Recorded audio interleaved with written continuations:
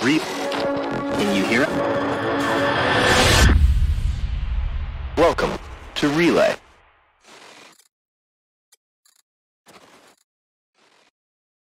My shit. Nighthawk? You can't see Nighthawk. No. Ladies, That thing is happening again. a thing is happening again in Discord. We couldn't see the fourth person. Yeah, it happened and last. also, hey everyone, we're doing this live because of time, really. And I didn't Time actually. is just an illusion. Time is a machine. Lunchtime double. It didn't ask me to change the title, so Relay Station. I'm gonna title this live. No, there's two possible things going on in chat. Either right now they want us to do a tribute to the Disney musical Frozen, Right. or possibly the video stop moving. It's back. Shiver, what should we call this this episode? We're naming it live. Relay Out Station. of the ashes. That's terrible. Shouldn't it be like something with OCS? Phoenix. Out of the... Let's do that. Category? No. It's Star Citizen. Okay. Now we can update that. Okay. The Twitch stuff is updated. Now I can do the intro. Hey, everyone. We're professionals.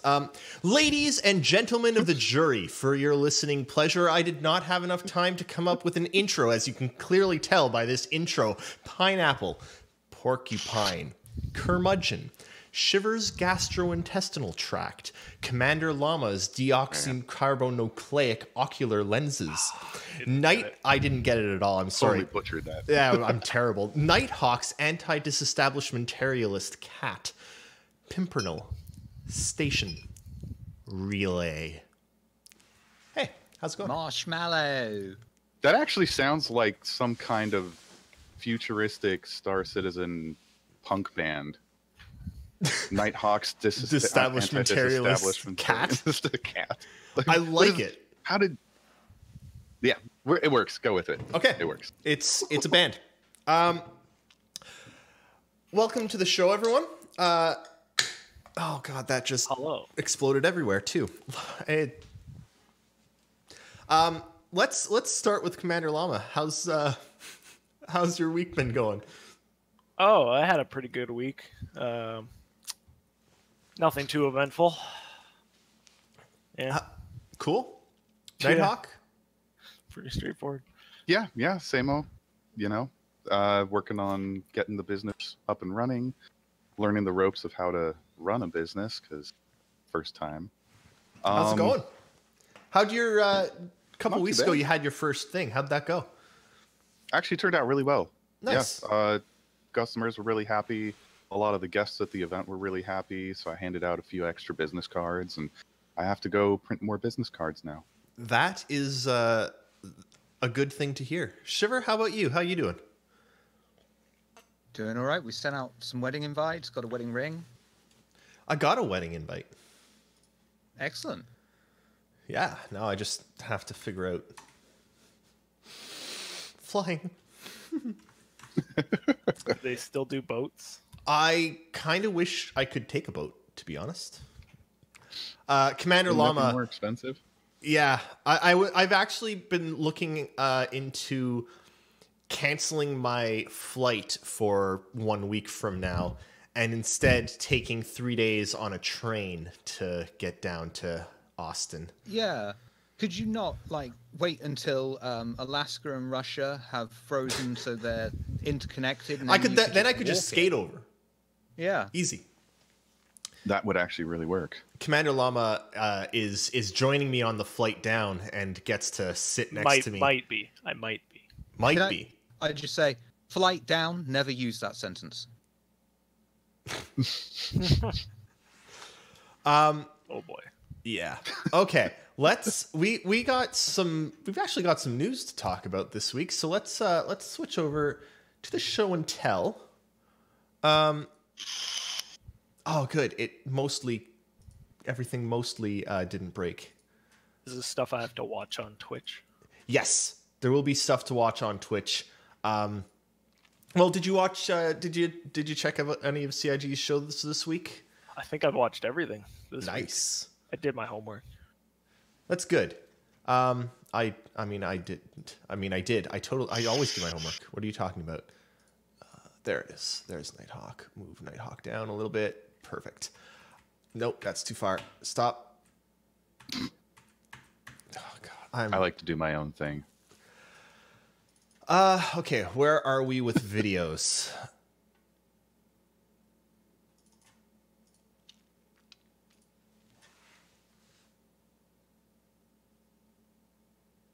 So I guess 3-3 is in the hands of the Evocati.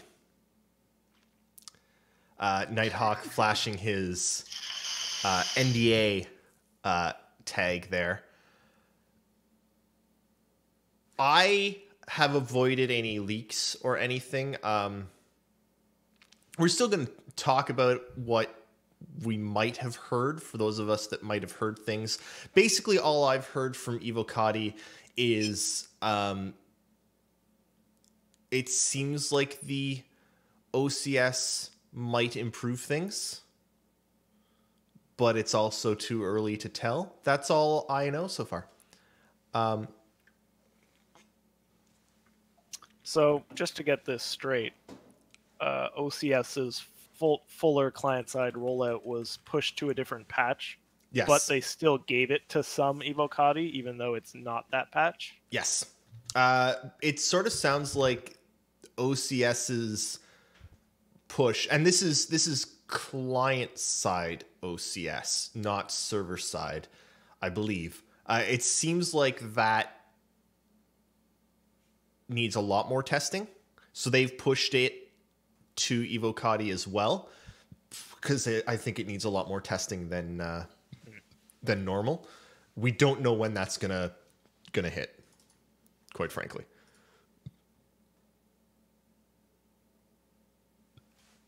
Okay, cool. I mean, if it's in the hands of Evos, it's in a state where they are at least confident that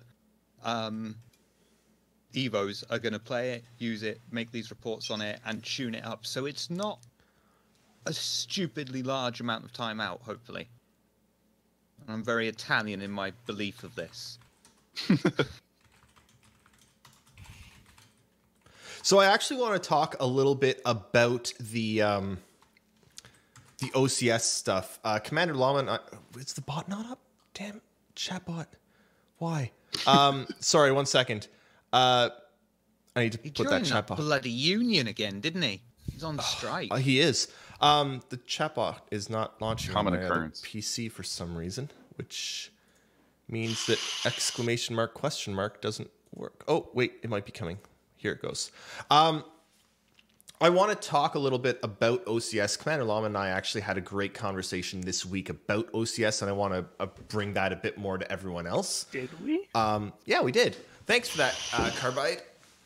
I think it was this week, or it might have been last week. I might have just been sleepy that day. Yeah. So. But I do actually want to bring this up with more people, because I think it's a good question. And it's one of the things that we don't really know yet. But what we've been told is OCS is coming to client side, not necessarily server side.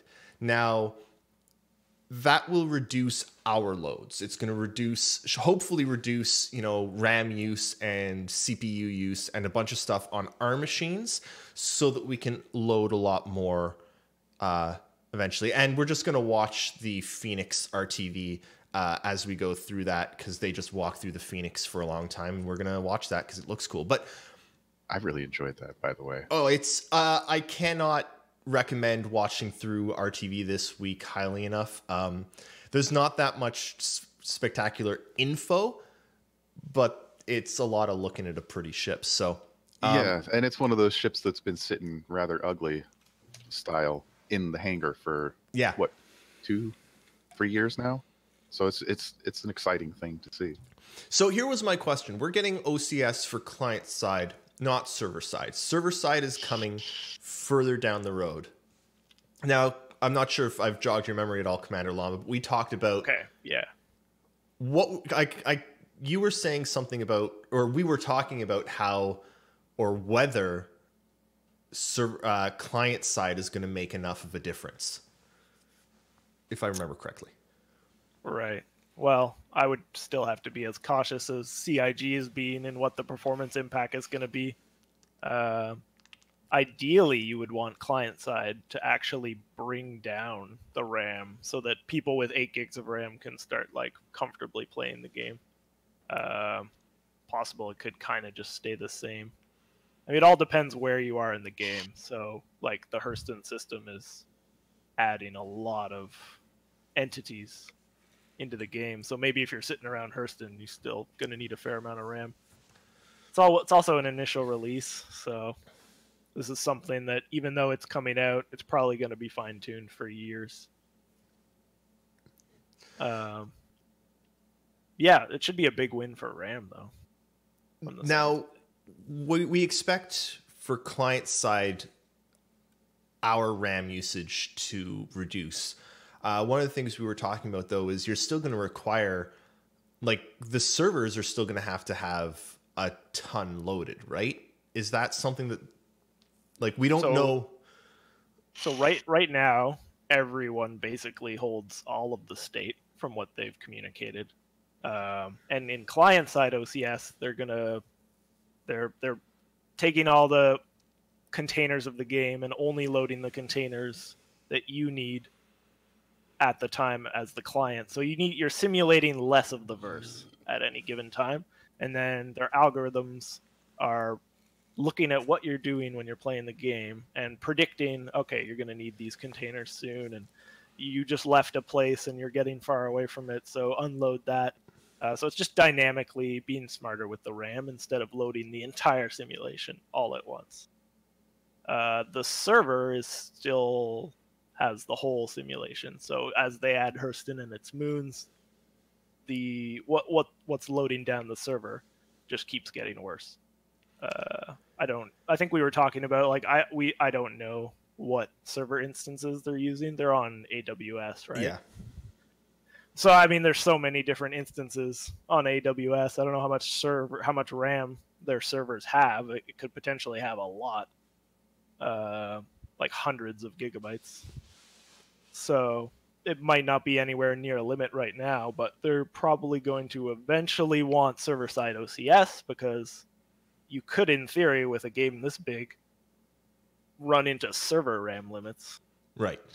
And then, so they want dynamic RAM allocation for the servers as well at some point. And I think that ties into server meshing at the same time later. Yeah. Being able to reduce the sizes of the server and just swap you from server to server so that they can use the servers that they use can be as large or as small as they need for the area that server is in. Yeah.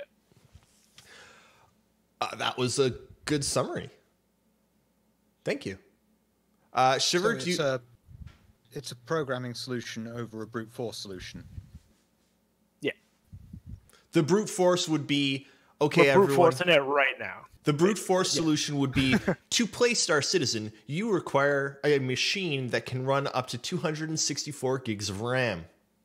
Yeah, so I guess that was the other thing. Like, I think even Chris Roberts said it. Like, in theory, they don't need OCS if all the client machines were powerful enough. But I think adding the Hurston family of bodies and all the entities involved would put it over the 32 gig line, and then so only backers with 32 gigs would be able to even play the game anymore. Right.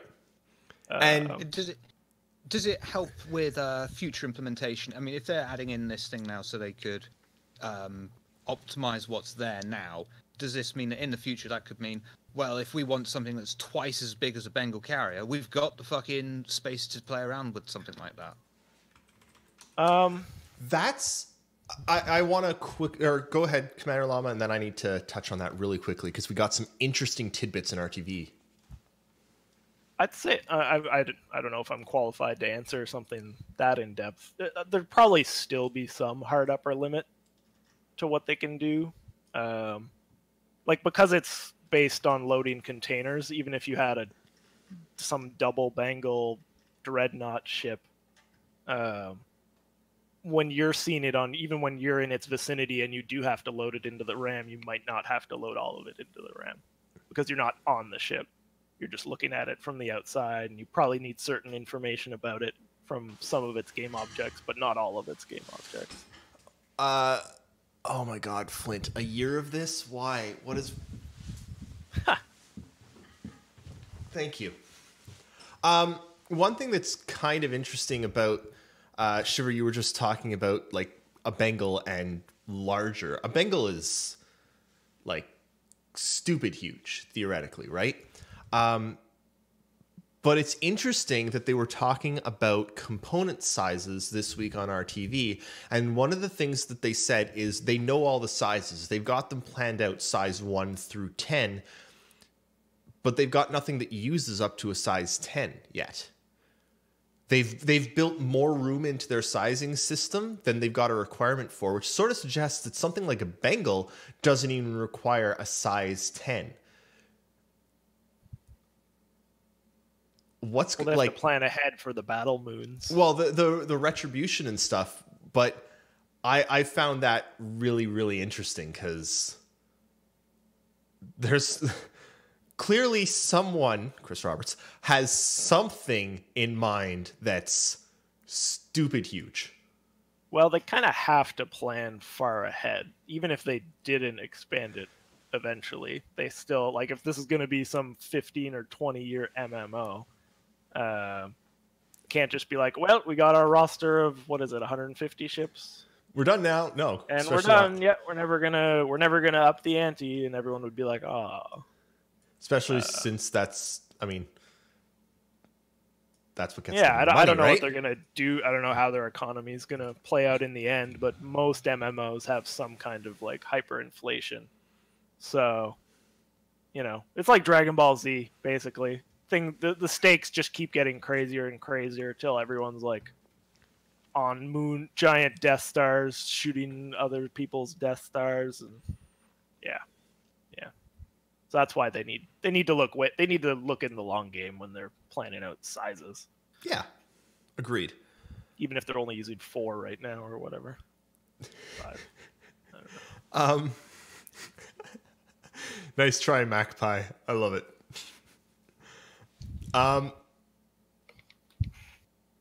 Yeah, so we don't really know much of how effective OCS will be, to be honest. One thing is there's only so much coming out of Evocati before we find out what's actually going on there. Whether or not there is actually some performance improvement that people are actually seeing. I think someone posted at some point a screenshot of some actual performance improvements, but I mean, I'm not taking very much down to every individual's machine at the moment, even with OCS. Yeah, I'm not taking anything as gospel until we actually get OCS in our hands, and even then it's going to be an early version. But the idea of it, is good. I don't know what else. Well, yeah, I think in principle it just has to deliver at least on some RAM savings, or like it would be a total waste of time. Well, it's interesting because there are a couple of technologies that I had this argument. I think it was last week on the captain's table actually. That most of Star Citizen is not unique. Most of the things that they are doing in the game have been done in other games before. There have been games where you are inside of your ship as the ship. Like there's been fully fleshed out ships before. There's been this, there's been that. We've even got games now where you can fly from space straight down to the planet and land. No Man's Sky even now does it, even though it's still crap.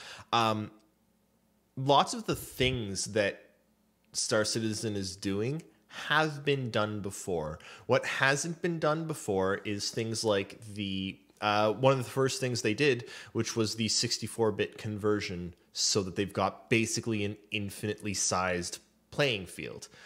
Now it's OCS, and then it's server meshing.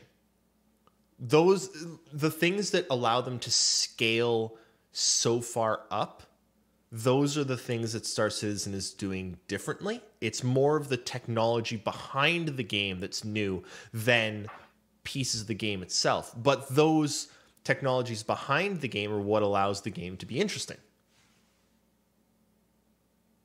Like you could see if Mass Effect 2 had another extra 5-6 years of development, they could, in theory, have the same sort of need as CIG right now, having an actual-sized galaxy with as much detail as Star Citizen are going to go for.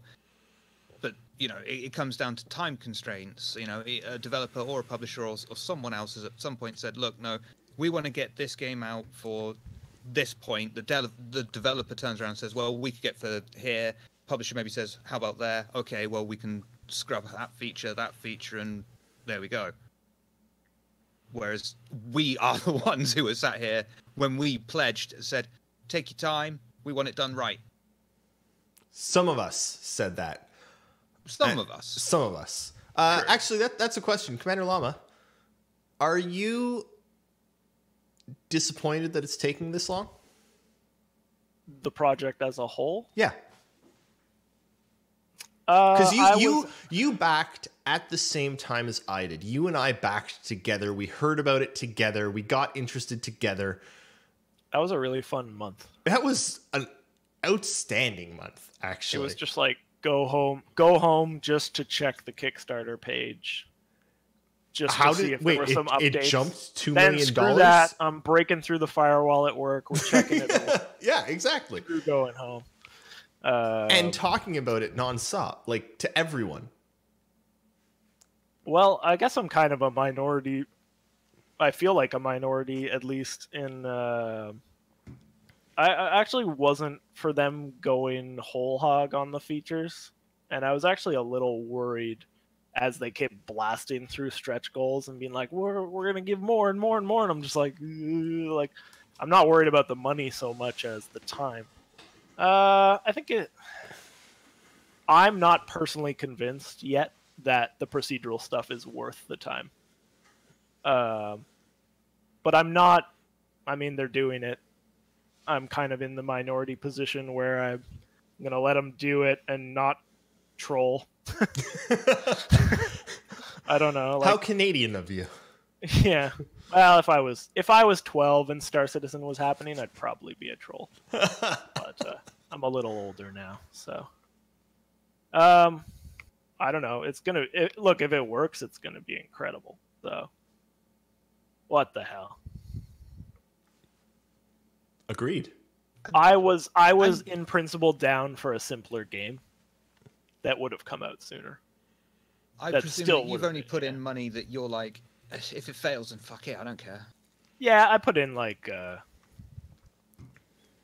more than I did most other things I kickstarted, but less than like it. I consider that money gone, and it doesn't really affect me if the whole thing went under, which I don't think the whole thing will go completely belly up. So, yeah. I'm with you. I wish I was playing it, but like it's such a complicated project. I can see that. Well, they show so much of the complexity. I do want to briefly mention that you and I actually had a couple hours in last week or the week before, and we're trying to get some more time in. Just matching schedules sucks. But you put up a first log. Yeah. And there should be a second one coming up to Relay soon as well, right? Yeah, that's our slow news day log. Yeah, that's Tuesdays. I was just Wednesdays. trying to turn our play session in the Persisting Universe into something. And I hadn't played the game in a long time since then. Yeah, I basically multiple times I put the project down and stopped following the news and just let them do their thing. But yeah, started playing the Persistent Universe. It's because of CitizenCon, actually. That's why I started playing. So really quickly, what do you think right now? What do I think of the Persistent Universe, Star Citizen? Yeah. Oh, it's actually I have a pretty decent computer, so I guess I have a little bit of an edge compared to many backers, but it was a lot more polished than I thought. Like a kind of early-ish alpha was going to be. At the same time, the scale is really cool. There were some cool visual moments. There's a lot of rough edges though, which I kind of expect. And I mean, we didn't play long enough to really even try to find a game loop. Yeah. But we haven't found one yet. And then, not sure if there is one yet, but we almost started to go do something, but then a bug killed me. It's totally a loop. You log in, you find your ship, you crash, you let someone else nick it, you get another ship spawned, someone nicks it, then you spawn another ship and you get to that one because at that point you fucking learn to get to the fucking ship. You get in the ship, you take off, it crashes, you repeat. Yeah. Except for when my ship didn't load properly. Yeah. And then, anyway, yeah, it's not bad. Pretty bad at flying, but the flying wasn't as bad as I had in my head either. I was like, this is okay. So overall, better than you were expecting. Not anywhere ready, but nowhere near ready. But still better than you were expecting. Really, really fun to ram people. They've got that mechanic is down. Okay, so makes the Hammerhead more exciting. We've been watching the Phoenix underneath because the Phoenix is, I mean, that was the entirety of RTV this week. What do you guys think of the Phoenix? Shiver? I want to hear your thoughts on the Phoenix. I'm very happy with it. It looks gorgeous. Nice luxury ship. I'm looking forward to getting in mine and flying around space with my hardwood floor. Well known for being the staple of spacecraft everywhere. It looks why is that square right there at a different angle? I don't like it. And why is it halfway angled and then halfway straight? I don't like it. Just make your floor. Anyway. Commander Llama, how do you feel about the Phoenix? You have I don't feel anything. I don't know. I love his honesty. It looks good. Lots of Star Citizen ships look great. I don't have one. I don't know if I'll use one. I'm always sitting there thinking, okay, this is gonna be an amazing social party boat. I can already tell. But what is the gameplay? And then on the RTV, they're like, yeah, we don't have the gameplay people here. And I'm like, all right. Yeah, there was that. All right. There was that. Okay, I want to... that will start that says it's the place to store your fish. I want to move on to some of the other stuff that we were shown on Around the Verse. There's some ramming like Commander Llama was talking about, but... some glow on the asteroids. Those explosions look so good. Yeah, saw a lot of that when I was playing. I think that the glow on the asteroids is probably good because space is really dark and they do need to gamify some things because, yeah, you shouldn't actually be able to see asteroids in space if you're far enough away from a sun, right? Yeah, but, I mean, can't be pitch black. It's no fun if you just. It's no fun if you just start smashing into things, right? I mean, well, you don't want to just smash into. You don't want to have to fly if you're mining through an asteroid field. You don't want that to be frustrating and impossible. And also, you probably don't want headlights on spaceships that reach out half a light year to illuminate things in front of you. So, yeah, a little bit of ambient lighting. Nighthawk returns. Welcome back. Really sorry about that. It's that was all an unexpected business call. No, I just picked up a new job for next weekend. So I am more than pleased. I am glad you got. Hey, dude. I thought I was just hogging airtime. No, no. You're totally good. Sorry about that. I probably couldn't even talk about half of the stuff you've been talking about. We were just talking about Commander Llama was giving us a good rundown of OCS and what it will hopefully achieve. And right, like I said. Thuggum says they need to fix UI and add radar, not add artificial lighting. And I can sort of see where he's coming from with that. It would be kind of cool, rather than having to rely on eyeballing yourself around just for navigation in Asteroid Fight, actually having some object go out, like function like a sonar, so it maps where you've got to go, so you're staring at your display screen. That could be quite interesting, but also fucking annoying. Yeah.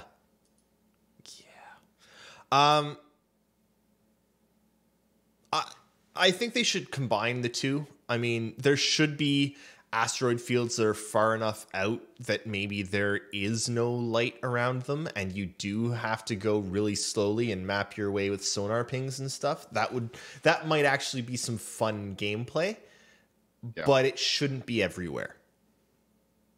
So you're talking about those like deep space locations where there's no direct light source, like at the core of a star.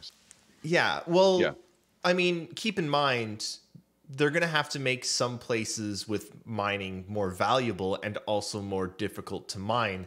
And wouldn't that be the most difficult thing if you can't see anything? And everything was volatile. Yeah. I think Freelancer had that, actually. There were certain asteroid fields that like to blow up. Yeah. Yeah, and that'll be great. But also keep in mind, I mean, even here on Earth, we're decently close to our sun. I mean, a couple times a year, they're like, oh, hey, guys, so yesterday, a 20-kilometer asteroid passed between us and the moon. We didn't know it existed. That's really close. Actually, between us and the moon is actually not all that close, for anyone wondering. As we learned on Relay Space, which is Relay's space-themed podcast that happens every 2 weeks. You can watch replays of it over on YouTube. It's actually phenomenal. I really, really enjoy it. It's fantastic. Nakara is literally a font of knowledge. The distance between Earth and the moon, you can fit every single planet in the solar system between us and the moon and still have room to spare. Wow. That is a fact. I retract my previous statement. And you don't think about that. You don't. Space is really big, guys. But even in the space between us and the moon, we can't see asteroids. So, yeah. Just a little factoid for you there. Let's talk about truck stops. Nighthawk. I'm waiting for the NDA to appear.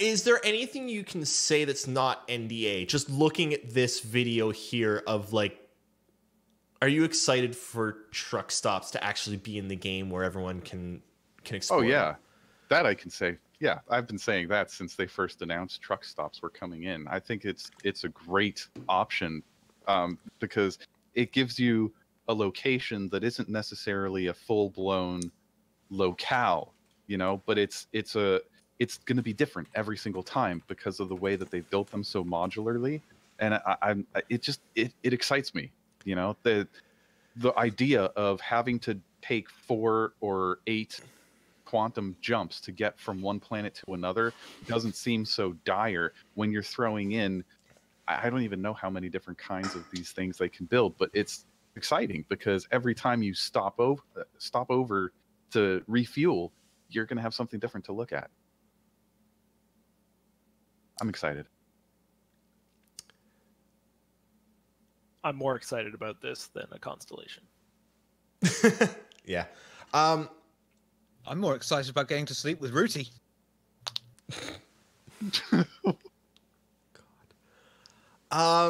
Shiver, what do you think of the aesthetics of the truck stops?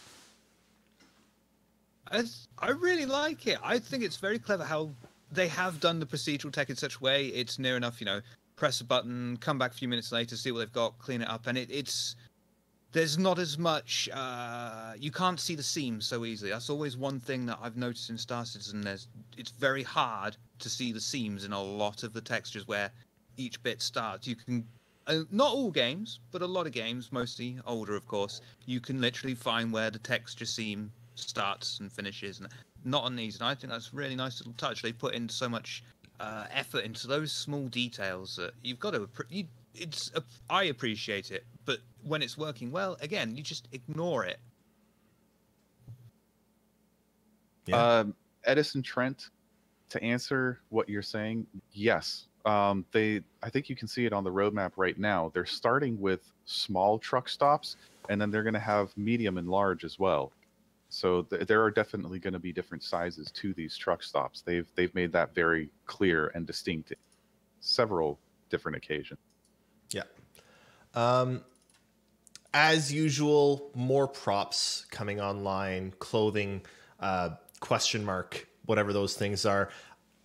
One of the things that I've actually talked about for years now when it comes to Star Citizen is the number of different things that they're going to have to put in the game. Lots of MMOs do it with, you pick up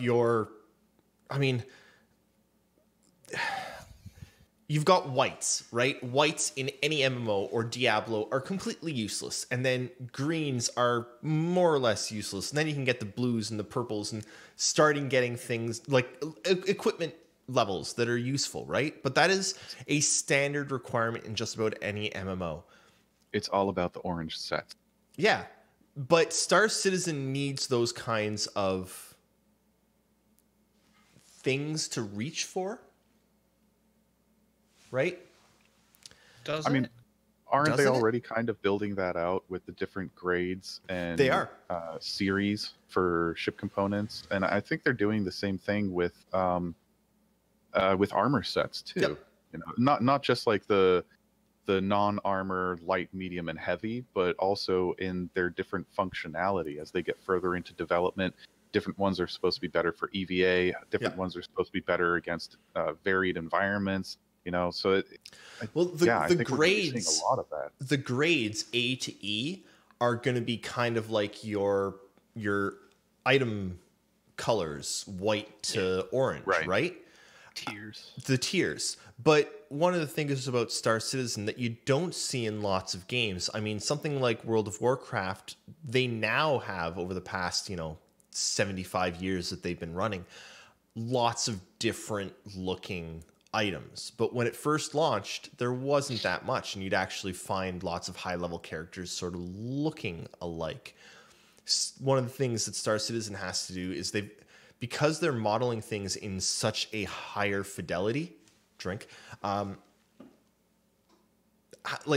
Commander Llama, what do you think? Do they need to make a ton more types of weapons and a ton more types of clothing, or can you have AK-47 grade A, AK-47 grade C, AK-47 grade E? One thing that we have to remember that they don't really emphasize quite as much as they used to is that just like ships, weapons are also going to have subcomponents, and you're going to be able to modify these weapons to perform in ways that aren't necessarily reflective of their factory settings. Yeah. And that's good. Commander Llama, any thoughts? Sorry. Yeah, no, modularity tends to work great because it'll allow people to basically suit exactly to their playstyle. So they can find a base gun they like and then also modify it the way they want to play. It's kind of like the weapons in Borderlands, where a lot of them look the same, but there are only maybe 5 different body types, and you have a ton of different skins, and they all have different properties set to them. But rather than the DM or the computer being the one to set those properties. It's going to be up to you to decide which subcomponents you strap onto this body that's going to determine its final performance. That's pretty cool. Now, one of the things that they are doing with lots of their weapons, like you can see here with the Kana, I think. I mean, that is a pretty unique firing thing of like these little tiny fingers almost at the front that like open up when it fires. I'm excited. I can't wait to see it. It reminds me of my rifle when I was in the Army, because you could set it from single shot to semi-automatic. And it's sort of similar in that way. You can either rapid burst with it, or you could charge it up and do the single fire shot. Pretty cool. Now, Commander Llama, while we were playing, we were looking, and you can go and visit that log and read about it, but we were talking about the guns. You could be the 20th person to read it. More than that have read it, actually, but okay. Not many more. But one of the things we were talking about was how busy some of the weapons look. Yeah, that was there was nothing really simplistic or like I don't know if elegant is the right word, but yeah, I'd say like elegant. Like nothing looked smooth like the Origin ships look, you know? It was all like incredibly intricate like weapons models, which are really impressive, but I was just like, this shit's gonna jam like immediately. Yeah. Whatever. I mean, we're so early on. They're gonna add tons of new weapons, I'm assuming. I just hope that they add enough. They didn't let me shoot anyone in Port Olisar, so I don't really. Yeah, we gotta. The weapons don't even seem important yet. We gotta go shoot some people soon. Well,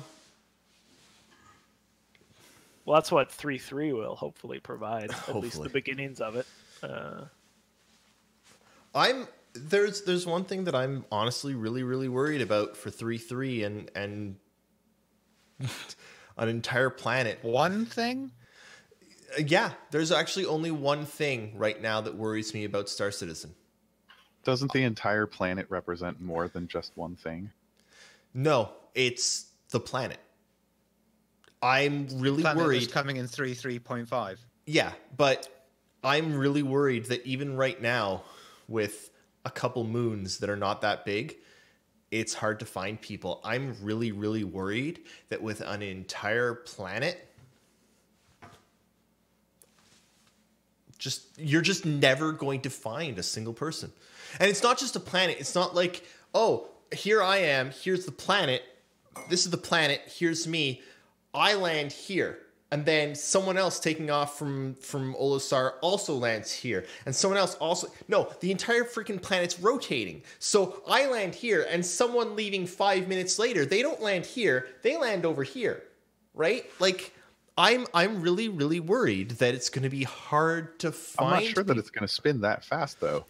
I know, but it does. It will spin that fast because even 5 minutes of a planet spinning, we're talking about a planet. The distance, the difference in landing locations between it's going to be hundreds of kilometers. Yeah, but that's a few hundred kilometers. And what is the full diameter of this planet? Stupid huge. I know they've said it at least once or twice. So it's like... Yes, but I don't think it's going to be the concept of you land here and the next person lands way over here. It's going to be more like you land here, the other person lands here, and it might take you 10 minutes to meet up.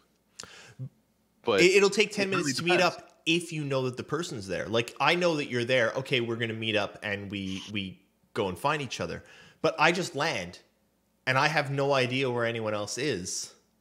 Right. But that's also the importance of points of interest. MMO? It's not. It's not the same as an MMO though. Because in an MMO, a mission going A to B, you're not surrounded by player Jack Sparrow 1 2 3 4 XX heart, are you? You see those sort of people in massive crowds in hub areas, but. It's just the nature of the MMO. You've got a larger play area. But you still see people all the time. Because an MMO is still like the size of a city.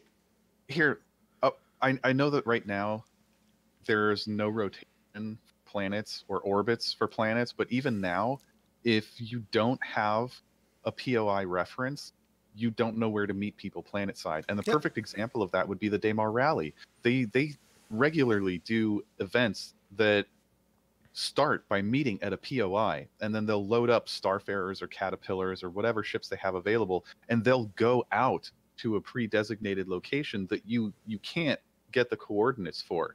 But they've already gathered everybody onto these ships, and the ships move as a single convoy to the designated location, and activities occur from that point on. And so I think for right now, we're probably going to have to be doing stuff like that, where we say, okay, we're going to meet at Hurston, but it's going to be Hurston Aid Shelter 32 Alpha.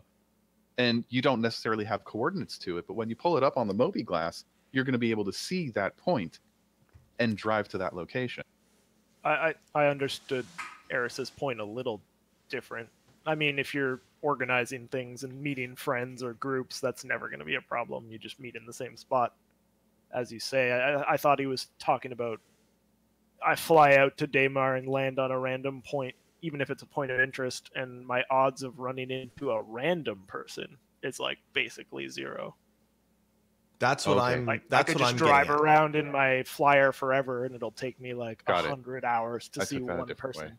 Yeah, it's the.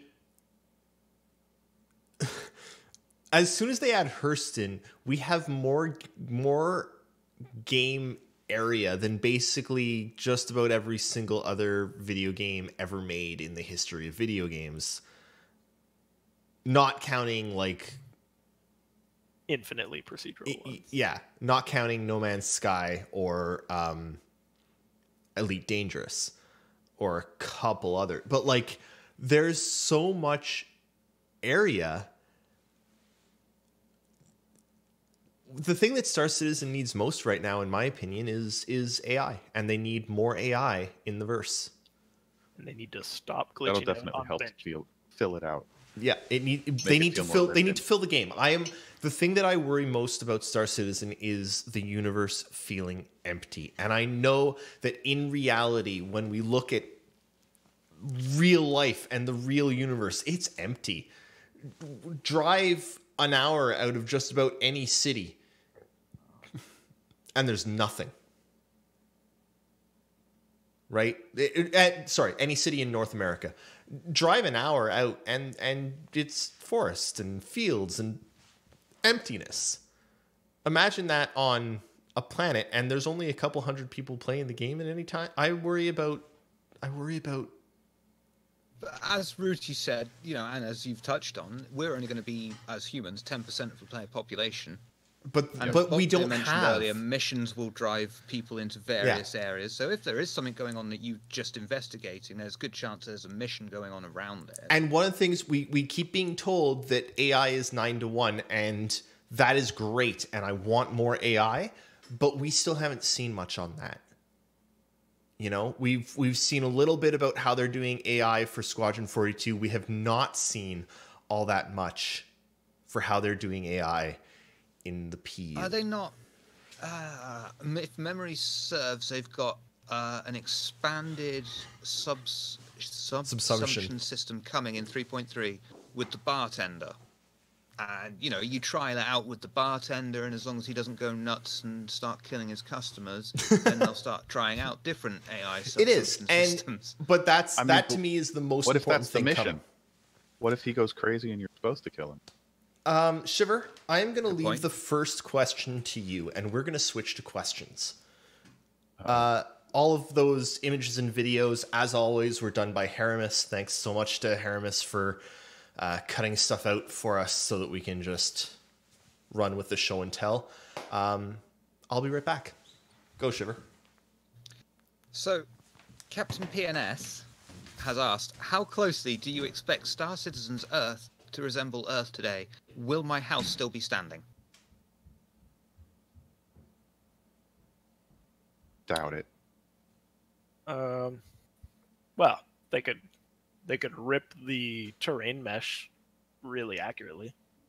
You can already do that. You can already do that in other apps and games.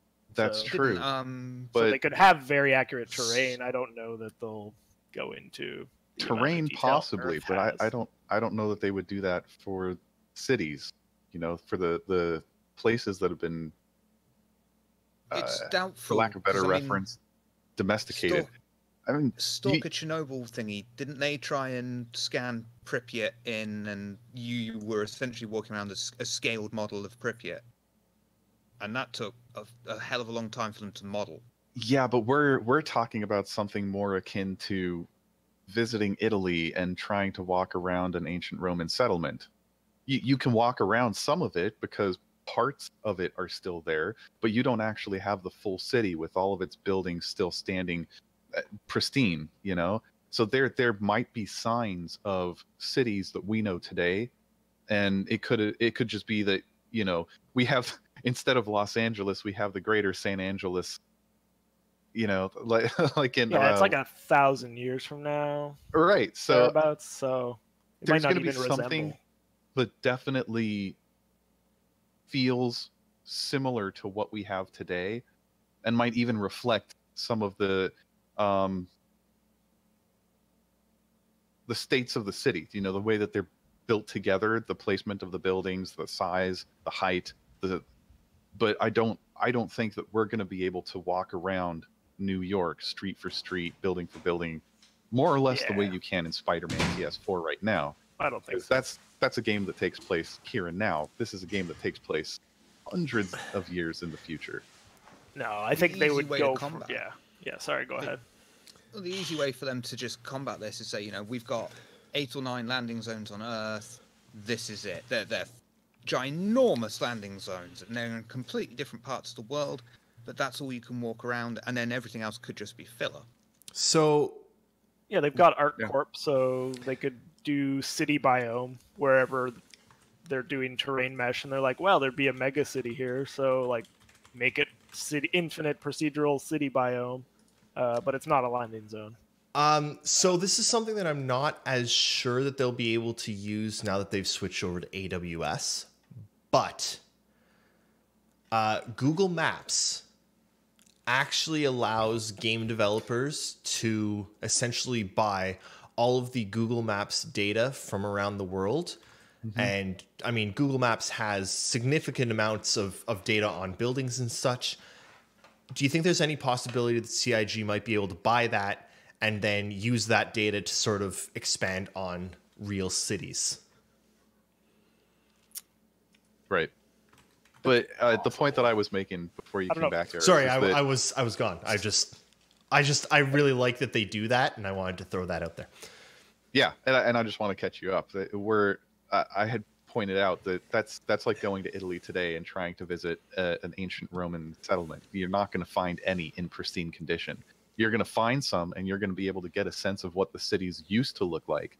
But it's not going to be like there are buildings there with people living in them, and you can go inside, and it's the same bagel shop that you walked into breakfast this morning in real life. That's just not going to happen. You should just go to the bagel shop. I want a bagel now. Like at a certain point, you know, you have to asking your space sim to simulate the bagel shop. Well, does anyone else think that we need to get once Star Citizen is in VR, we need to be able to hit a button on our mobile glass that says order pizza, and a pizza shows up at our door, and it's a pizza delivered by an Amazon delivery person, so he has an access code to our Nest, or not our Nest, but our like Amazon door thing, so he can actually just open our door and put the pizza in our lap, and then in VR the pizza appears, and we can eat the pizza in VR in person. Why would it be a pizza delivery person? Wouldn't it be a delivery drone? Well, hopefully, yeah. No, we need to employ humans. No, all humans are going to be. Okay. They'll be at play in Star Citizen. Exactly. Oh, all right. What's gone wrong in your life that you're now at this point where you're like, I want to order a virtual pizza and have a real pizza appear in my lap so I don't even have to get off my fat, lard-based backside to go and get pizza? Excuse me, Shiver. I think the answer, the question here is what's gone right in my life. And you know what's gone right in my life? Triangularity subscribed. Whoop, whoop. Yay. I was really disappointed that my wave was not chosen as an emote in that emote contest. I'm just gonna throw that out there. I was surprised. I was quite disappointed. We'll get there. They'll Someday. need many more emotes. Maybe you were one of the unannounced runners-up. Maybe. Tob. Sorry. What do you think about Jared saying in an interview in RTV a few weeks ago in Manchester, possibly, that there are 4-star citizens? That there are 4-star systems in Squadron 42. Cool. Works for me. Yeah. Nifty. I guess what that means is Squadron 42 probably wouldn't come out. It would come out later rather than sooner because they're going to need a lot of core tech. Or it could mean that Squadron 42 is ready.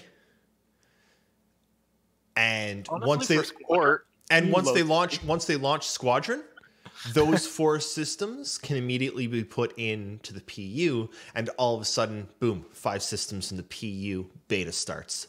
Yes, it could mean that. Or all it means is that they're very close to testing jump tech. That too.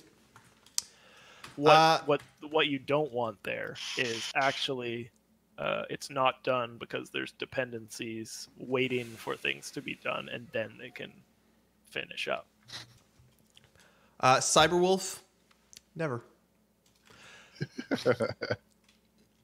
Brees Serena asks, do you think that CIG should hire interior designers, or do you think that that's too much for a game dev? Read Bathroom Gate.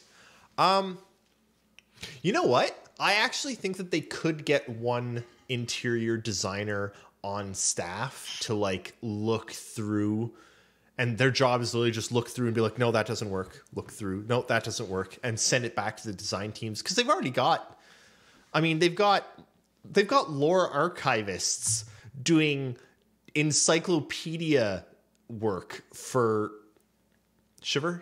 You are really excited. Jean-Paul Gaultier on that shit. Who? The guy who did the all the clothing and shit designs for Fifth Element. Ooh, that'd be good. I feel like the artists are the clothing set for picking Terra. up the slack here, no? I mean, you'd think that you'd be able to find an artist that also studied some interior design, but I think that Kermak Basin. Yeah. Can someone explain to me Bathroom Gate? Actually, is there another gate? Yeah, same. It's a gate that you open, and there's a bathroom on the other side. Oh, okay. It wasn't my inability to have any free look pee when I was playing the alpha. That was disappointing. It's actually not free look P. It's the your look is not free. It's locked in your aim. So wherever you look is where you end up firing like a gimbaled weapon. But awesome. Is that not like the rules for golf as well? You just keep your head down, eye on the ball, and try not to veer off to the side. Pretty much. Basically, yes. And there is a golf swing mechanic. There better be golf. For the peeing minigame. There better be a golf minigame, okay? After the golf swing, there needs to be a golf minigame that is just that golf swing. It's going to be an app for your Moby Glass. Brivals, Bathroom Gate was with the Connie Phoenix. Guests don't have a posh bathroom, and the master bedroom has no bath. Who cares? You're on a spaceship in bloody space. Oh, honestly, no, I don't want to share my bathroom with anyone. Suck it up. Honestly, I don't care, because even on VIP jets, hang on. You share a bathroom with the crew. The voices in his head are talking again. No. I've not been able to hear much out of the left earpiece for weeks now, and I hit my desk, and now I can hear you guys out of the left one. And it's weird because I can hear it. Sounds like a loose wire. Yeah, it is.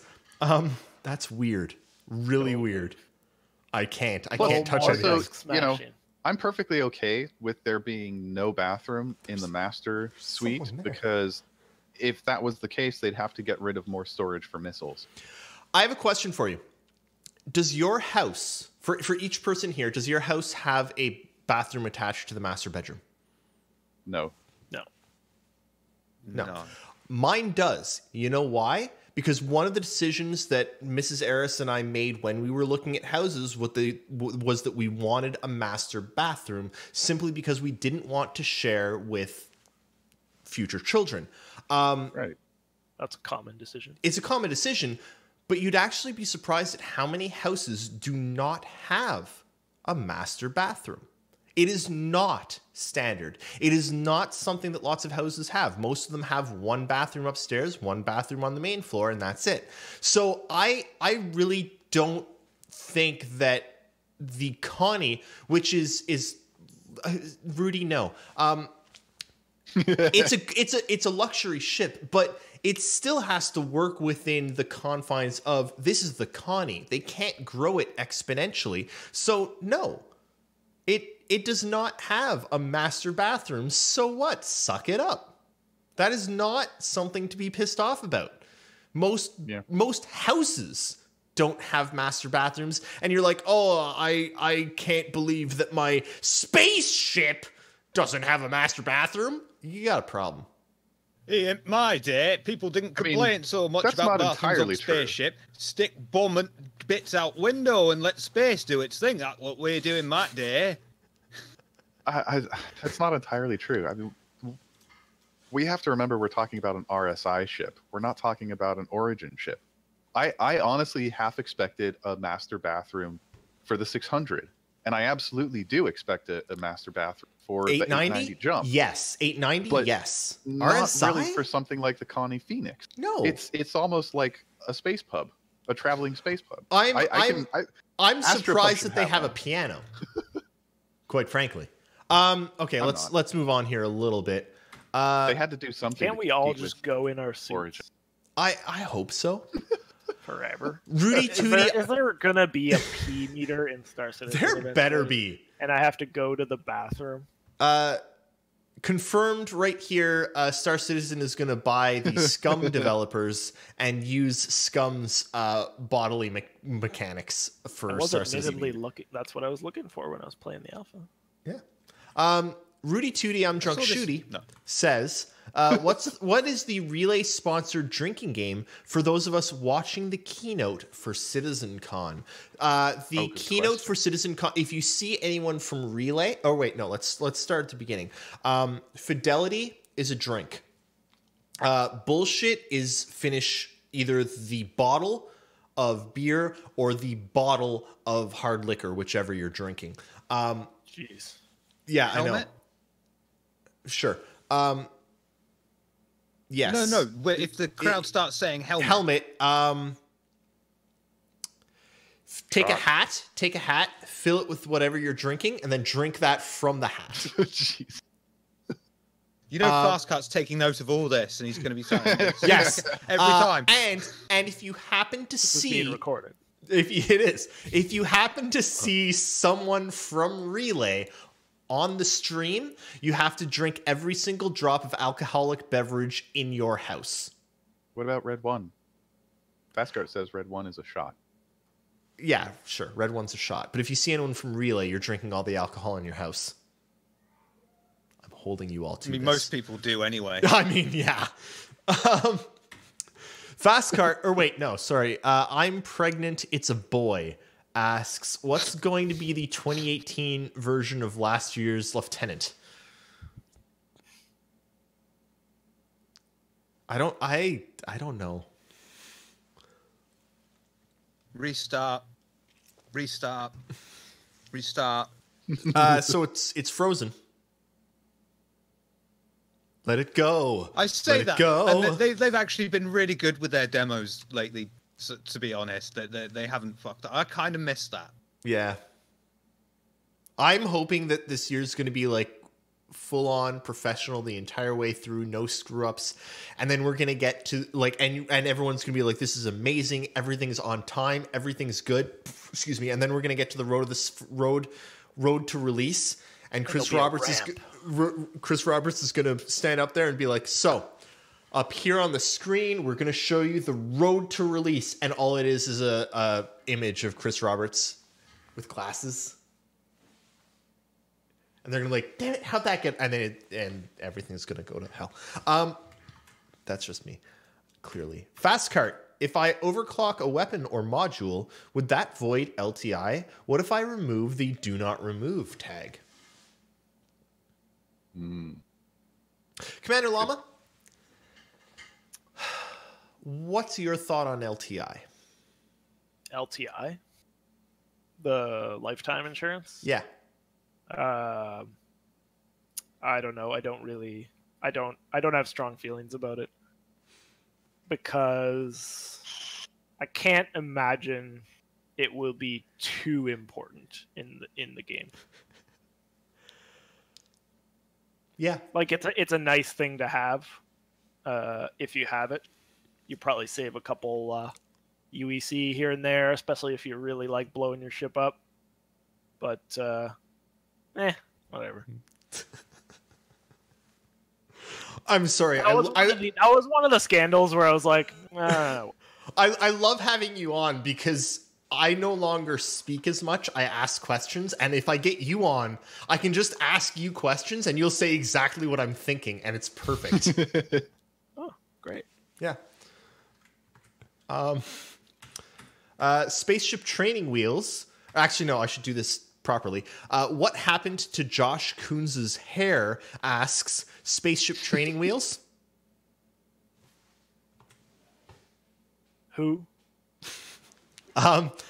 He probably got a haircut. He didn't probably get a haircut. He definitely got a haircut. Yeah. Sorry. And he shaved. Yeah. There is something to be said for looking professional, as can be clearly evidenced by everyone currently on this podcast. We're all kind of professional looking. It's a good way to get a job promotion. No, Shiver, you're not getting a promotion. I don't want a promotion. Good. I know what's above me, and I don't want it. Above you is me. That's it. Jack Avalon asks, so it appears that the command and control capability that the Connie Phoenix was supposed to have is thrown out. Aside from this, do you like the ship? That is fake news, people. Yeah, that's not true. It's not, they said very clearly it's dependent on what computer blades you have in the subcomponent slots of your computer on board. If you have a CNC computer blade strapped into your computer, then it's going to be one of the secondary or tertiary seats on the bridge that's going to have that control. They actually stated that very clearly on RTV. Yeah. Yeah. Yeah. That's the answer.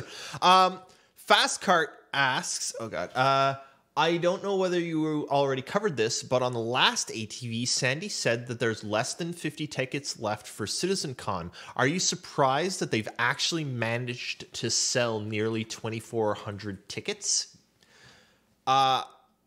Personally, yes, I am surprised that they've sold that many. Not because I'm surprised that many people wanted to buy. I am more surprised that they decided to have that many people in the first place. I really don't like CitizenCon being that big. Yeah, I'm actually disappointed that there's going to be 2,400 people plus developers there. 2,600 people. That's too many people. It's like everything else CIG does. They put it out there, they test, see if it works, and if it doesn't work, they pull back on it. So if this doesn't work this year because just too many bodies or too much of an expenditure or whatever the case may be, then we might see for 2949 that they go down in size a bit, make it more controlled. I'd like to see maybe 1,000, maybe 1,200 people at most. Like, this is double the size of what I'd like it personally.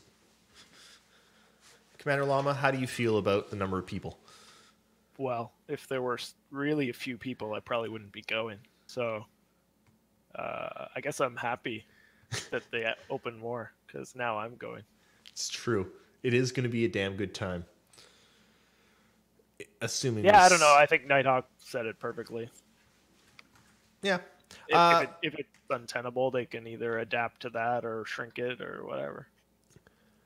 Fastcart says, thanks to Rudy, we got picture. No one's ever thanked Rudy for anything. Come on.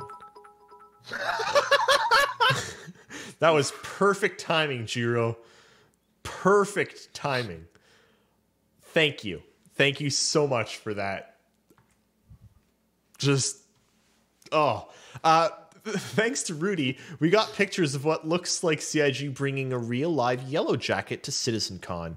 Will those of the cast who are coming cover me while I try to get a picture of myself riding it?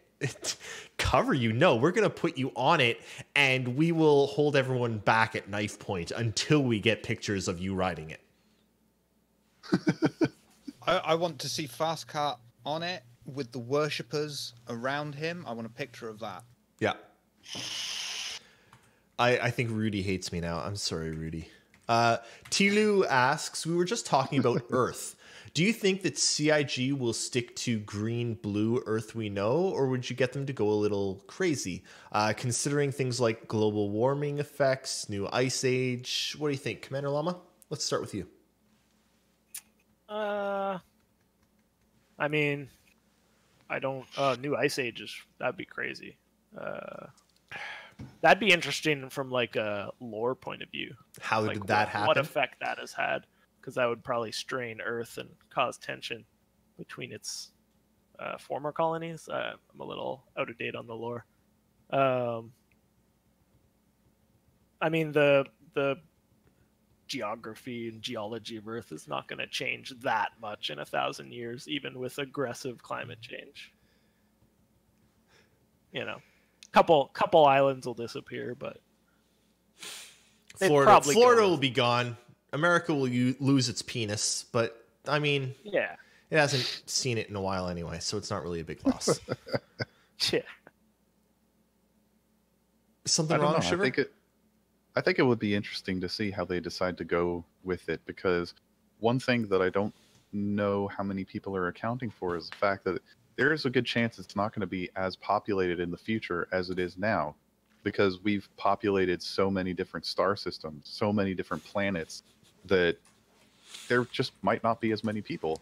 You might have fewer cities, but they're mega cities, and everything else outside of these mega cities has kind of been recaptured by nature. Yeah. So I think it'll be really interesting whichever way they decide to go with it. I hope at least, I'm sure one planet already has this, but it'd be cool if Earth had a really dirty like orbit.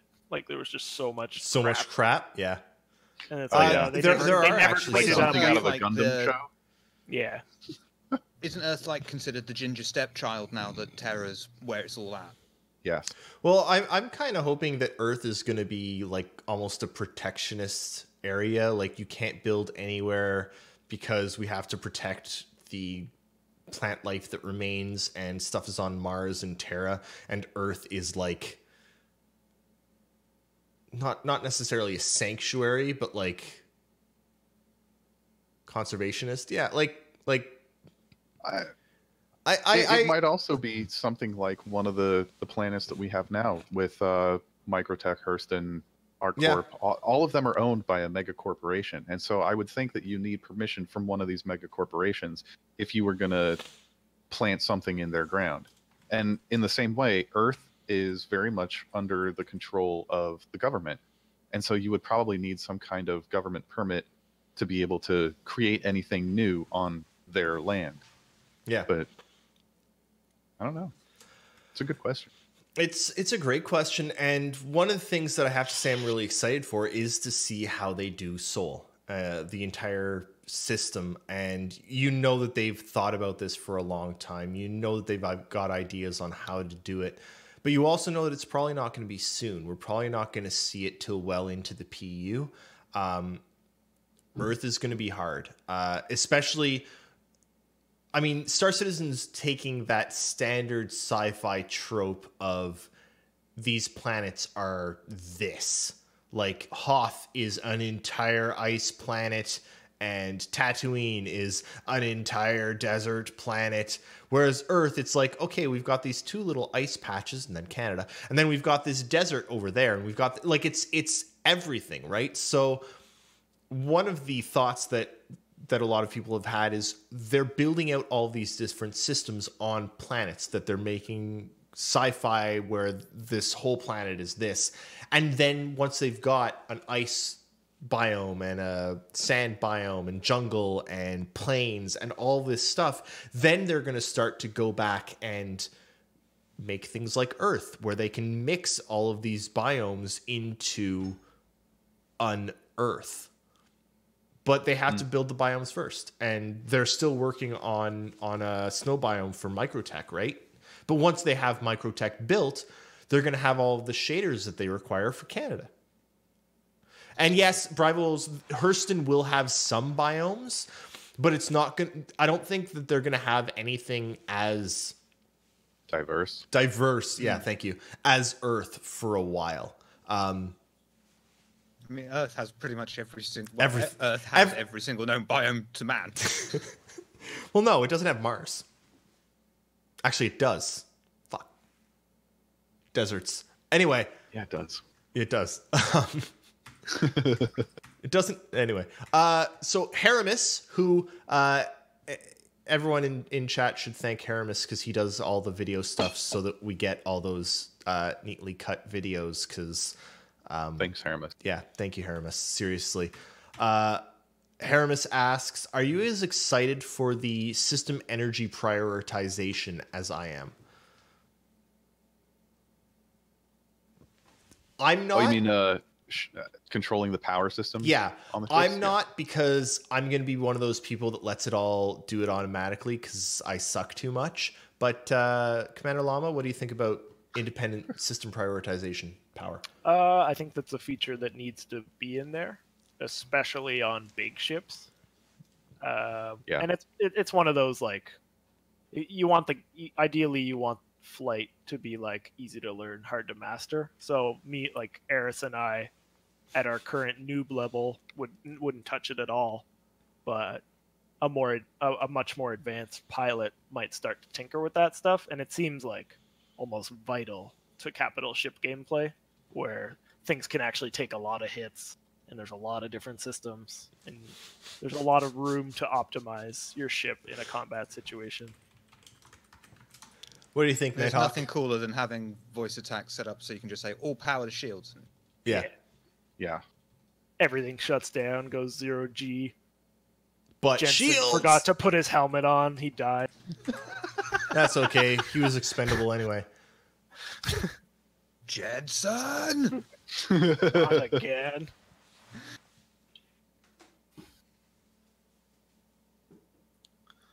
So what do I think? Yes. Well, I think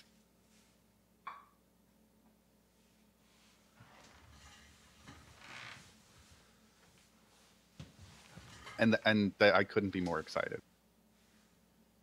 Thank you for being so specific. It's rare to get that on this show. Yeah, it's that was succinct and detailed, and just it evokes a lot of feelings in me, to be honest.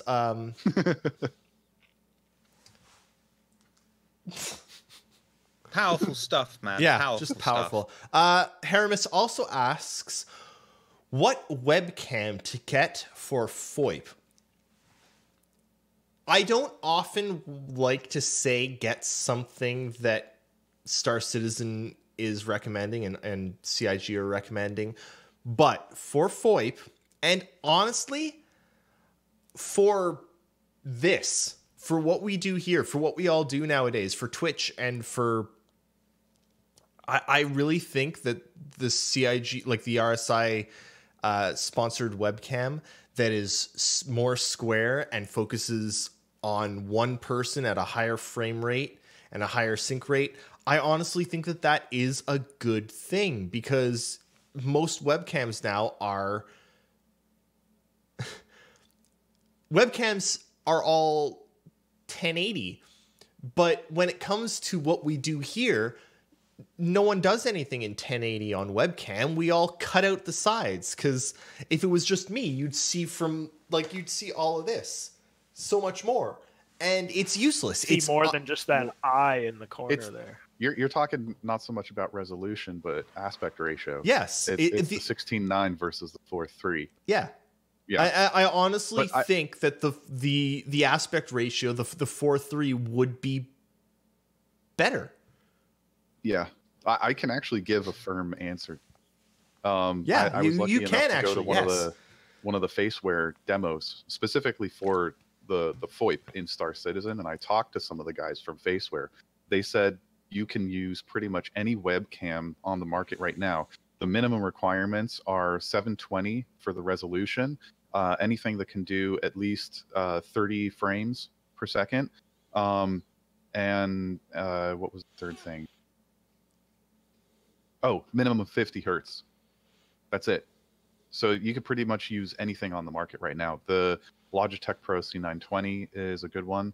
The only thing I think that the RSI branded webcam is going to bring to the table that's going to make it attractive is the fact that it's going to work a lot better in low light situations than most of these other cameras. And that's what they really emphasize. My thing is it's focusing on the one person. The majority of webcams have, for whatever reason, been made almost with conferences in mind, catching many people at the same time. They're widescreen. And I know that in my webcam, zoom in and cut out because it's a foot in front of me. Yeah. Why wouldn't I want a webcam that focuses just on me? I'm the only thing that it needs to see. Well, that shouldn't be too much of a worry closer to the final product, because they have said on several occasions that they are working on algorithms within the software for FOIP that will allow for the webcam to recognize multiple faces and know which face to be tracking. So I don't really know how significant that is.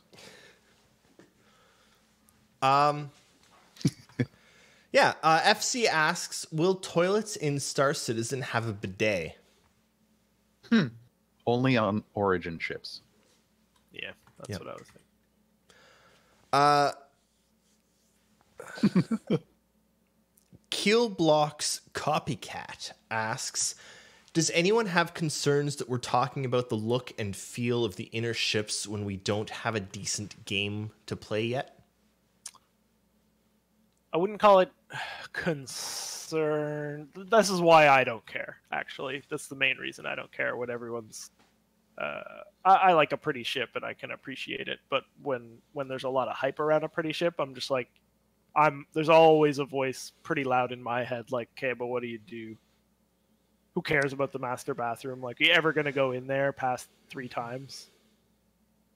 One of the things that a lot of people yell fan. about people who have concerns and get angry when people question what there is to do in Star Citizen and whether or not there's a game. And I think that's wrong of us as a community.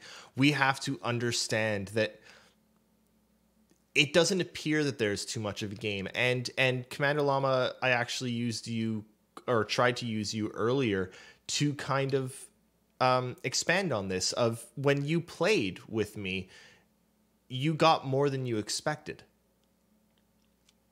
Yeah, and I mean, a lot of that was just learning ropes. Yeah. So, like, I'm far from answering any like longevity question of like, okay, I found the loop and can I keep doing this over and over again and would that be satisfying? I don't know the answers to those questions yet.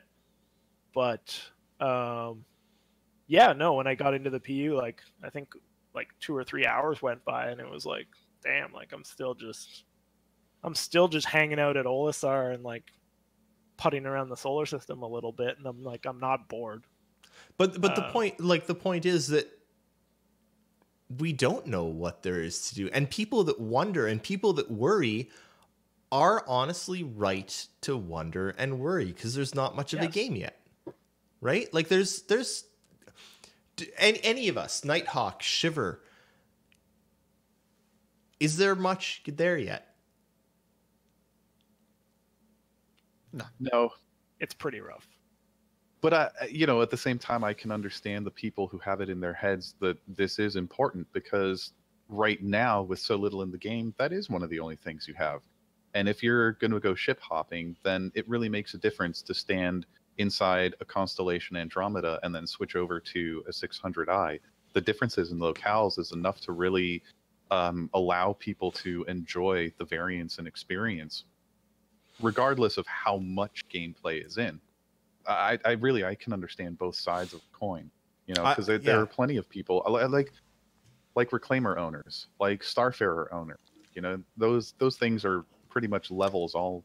I have nothing at all to do with my Reclaimer. Right. Except... So I can understand why you're sitting there going, "This is wonderful, but what the heck can I do with it?" Whereas there are also those people who are the 600 owners who just want to pal around. There are those RP players who there's not much to do in the game right now, but they have regular org meetings, and maybe now they can finally do their org meetings in game. And that just adds a layer to what they're already doing. So it's a person to person thing. Commander Llama? I'd more or less agree. I'd say for most people and most games, the gameplay is the fundamental pillar.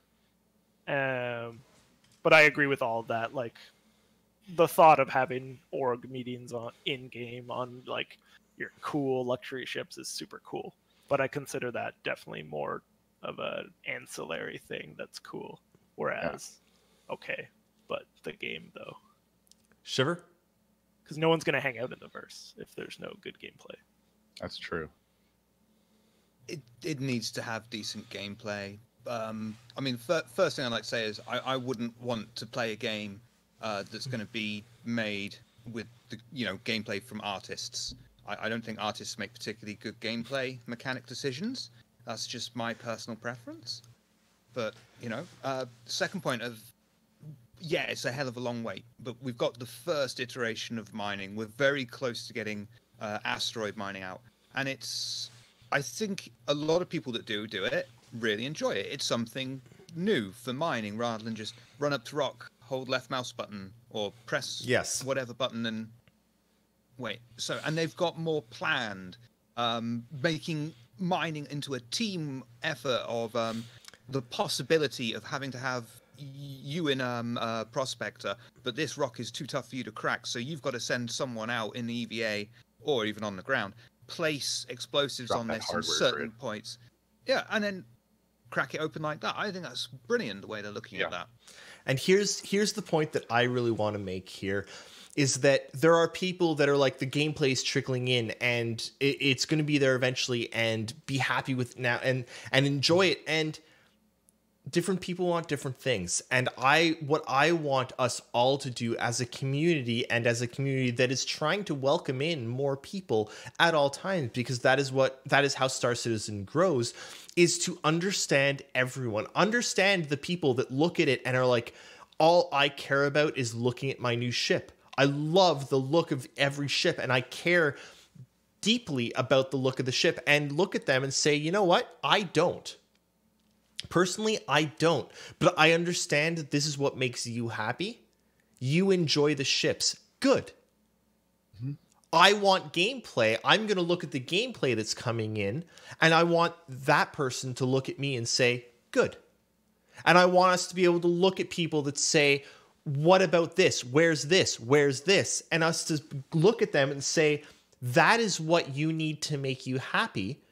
That is a relevant question to you. I don't particularly care, maybe, but you do. And as someone that's part of our community and that should be part of our community, good, ask it. I don't think that we should be picking on people who hashtag concern or going after people that want things that aren't in there yet. We need to accept that Star Citizen's a game that's going to affect everyone, and everyone has different things they want to do in it. And we need to accept that some things are in, some things aren't. And I hope that we can. I'm going to move on now. Sorry. Fast Court. In lore, you know that Messer, who ruined everything, he's Canadian, right? Obviously. We're the worst. And Edison Trent 7112 asks, Question: do you guys think that we're going to see Squadron 42 soon? Since most of the stuff for it is done. Next year is my thought. Not soon, but probably within the next year-ish is my thought, personally.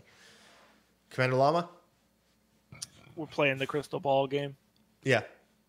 I don't know. If that quote about 4 star systems is true, then they probably need Cortec to do that unless they're doing loading screens, which I'm not opposed to really in a single-player game. I think they're trying to hold true on the loading screens between both games. Okay, so if that's the case, they probably need a bunch of OCS. Yep. So it's probably not that close.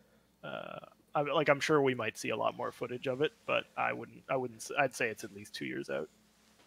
Shiver? Personally.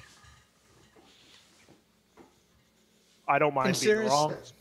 Yeah, in seriousness, I'm going to say up to 2 years out, but the crystal ball says nobody fucking knows. Nighthawk? Well, my magic 8 ball says ask again. Because honestly, I'm with Commander Llama. It's got to be closer to 2 years out, if not further, because it needs a lot of the core tech that Star Citizen is going to need as well. Knowing that there are 4 star systems in place, that means it requires OCS. There's repair mechanics that they haven't even started touching on yet. There's the jump technologies that they haven't worked on yet. There's the ability to run with a bunch of the capital ship stuff that they really haven't even started exploring.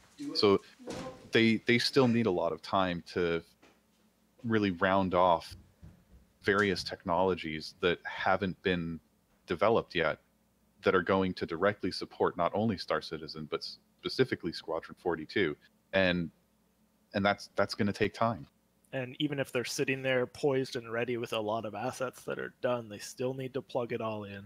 They might not get that done perfectly. They'll still have to do it. They'll have to polish everything, because you'll want a really polished experience for a single player game. Absolutely. Especially since this is literally the first product that they're bringing to fruition and putting out on the market as a new company. So what is the phrase I'm looking for? Best foot forward? Yes. You don't want a messy launch. Yeah. The further away we are from Squadron, I think the more they're going to try and want to tease us with some sort of snippets coming from it without giving away too much of the story, just to keep people interested in it. So I don't think...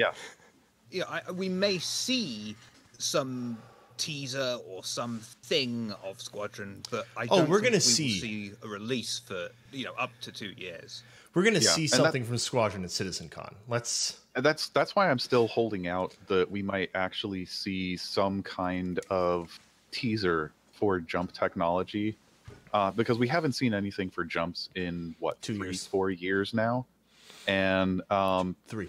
The last time we saw it, it was just proof of concept. Yeah.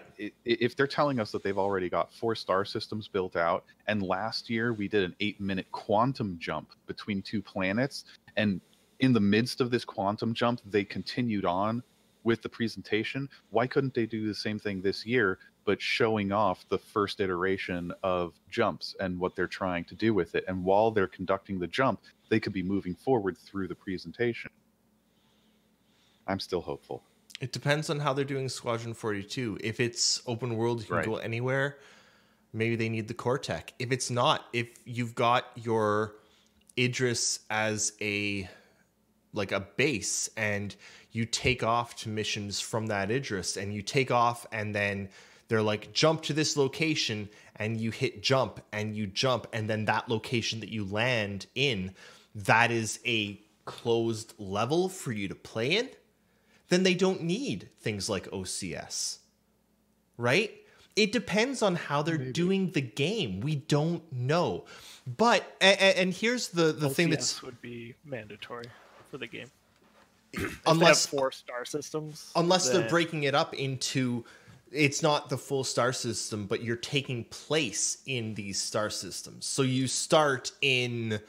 Odin. That's still using a map. that's still using the basically. It's easier for them to just use what they have now rather than make a map. They don't need OCS because that's effectively whole new tech. You can't just say cut, paste, new level.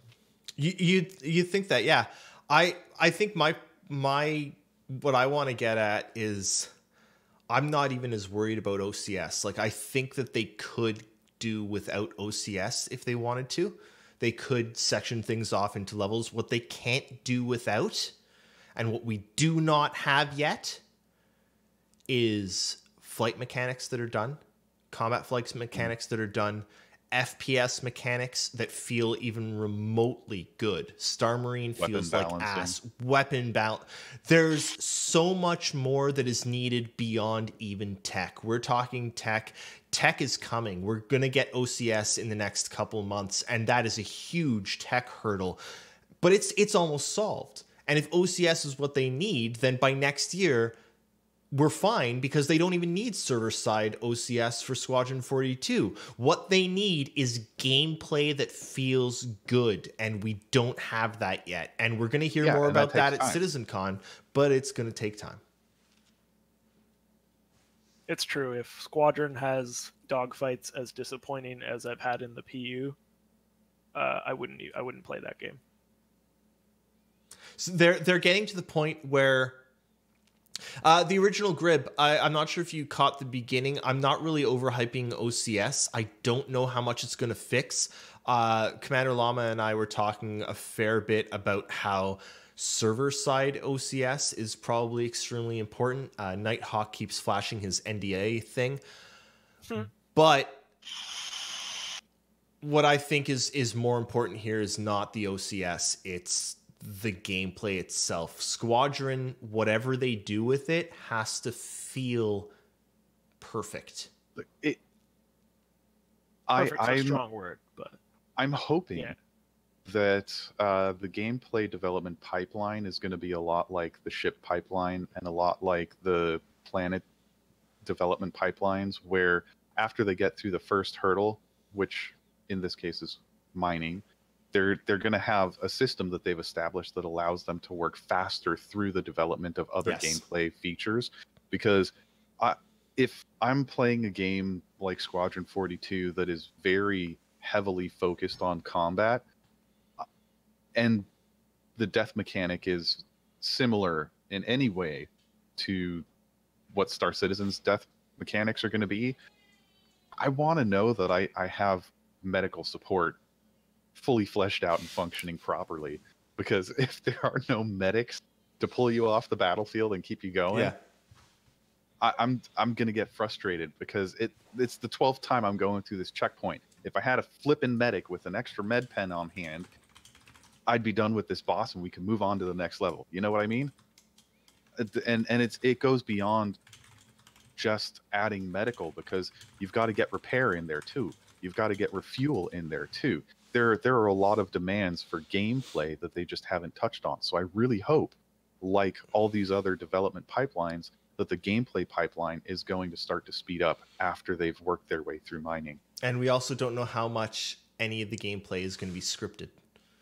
Are you going to be doing any refueling, or is it going to be you fly into an area and are magically refueled through? We don't know. We know none of this. And hopefully look at last year's vertical slice and the fact that in a Gladius they were flying some very long distances without having to account for fuel. And now they're starting to add in fuel balance mechanics that require you to take note of how much fuel is on board and how much you're expending from point A to point B to point C and back. You know, so there are going to be demands for those things, especially if all of these new mechanics are there. So they have to support them somehow.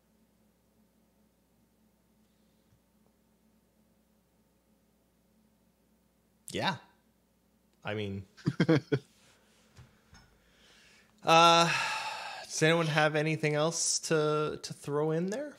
I mean, I would play. I would still play a Squadron 42 type combat focused game that doesn't have all of the gameplay of the PU implemented. Like, they could fudge some things.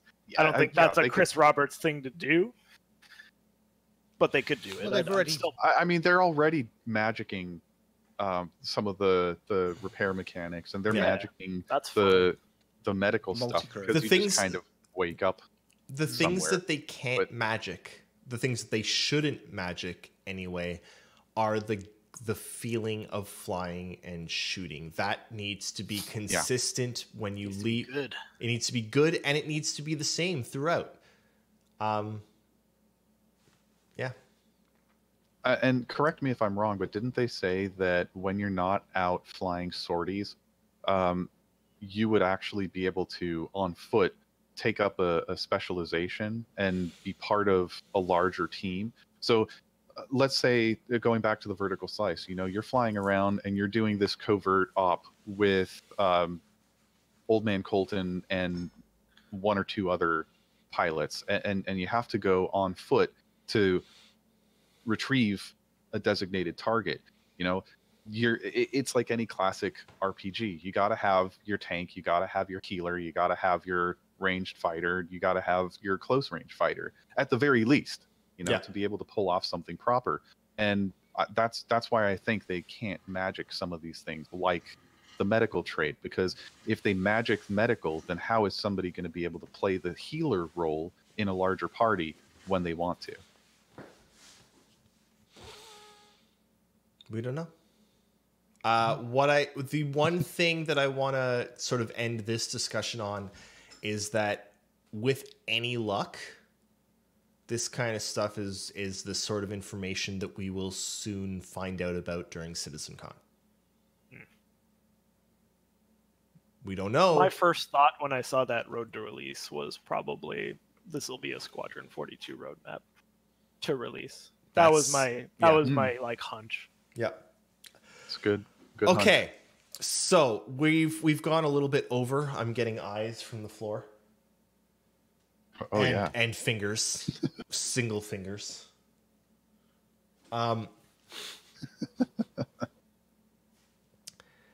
We're gonna start wrapping things up here now. Shiver, you're on a show shortly, the Astro Pub. Yeah, that's in 2 hours from now.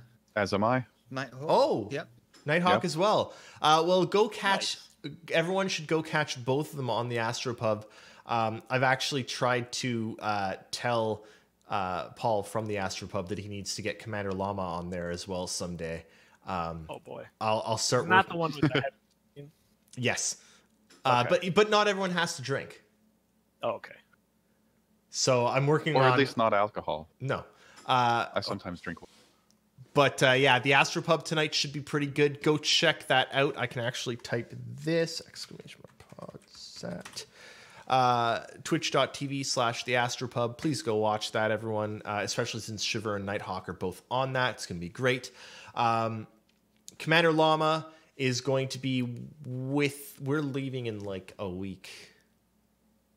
Yeah, next for CitizenCon next Sunday. Yeah, 8 days. Crazy. 8 days. Actually, it's quite a bit less than that because our flight is 6 a.m. Yeah. So is Relay Station affected? Relay Station next week should still happen. Shouldn't be affected. But yeah, we will. Commander Llama and I will be at CitizenCon. I think last week, and I told the patrons this, people who are patrons of Relay on patreon.com, which you can go and check out and give us money if you feel like you really don't need to at all. But they do hear things a little bit sooner. It appears that now I'm still waiting for a little bit more confirmation from CIG, but some of us Relay folks have been confirmed as having press access during CitizenCon. Myself and Commander Llama among us. I'm gonna be a video producer. Commander Llama is going to write up. Do write-ups. Desmarius, yes, 6 Fs and Caps is still coming. But we've been told that we've got press access, so hopefully we'll be able to come back to you after the event with interviews. We're going to do as many interviews as we can. Take a look at our Discord this week. I'm going to be putting up a document for questions for us to ask. So we could do it. Are we doing it like everyone? Are we going to do it like calling all devs where there's some kind of voting on questions? Or I'm not even going to think voting. I'm thinking just throw us the questions and we'll start. We'll pick the good ones, but we will take thoughts for questions. So send us those. Look forward to that. We have no idea what kind of coverage we're going to get, but we're going to get the best damn coverage that we can and ask the best damn questions that we can. At the same time, during that weekend, during that Wednesday show, Shiver and some other people are going to be streaming on Relay, so you can watch it there rather than somewhere else. So join for that. And I have a question. Yeah. Are you guys only planning on interviewing devs, or are you going to try and we're interview gonna have the volunteers? We're going to have attendees, devs, volunteers, whatever the memory cards allow. Yeah, we're going to get as much as we possibly can. As much, especially at night. Yeah, lots of drunk interviews. So keep an eye out for that. If you've got something specific you'd like to hopefully see, let us know. And with that, thank you so much for hanging out and watching. Next week, there will not be a Relay Space. There probably won't be a Relay Space until a couple weeks after CitizenCon, as we're going to need some time to recover. But there will hopefully be another Relay Station next weekend, Saturday, same time. And hey, we'll see you guys in the verse. Have a great time, everyone. Bye.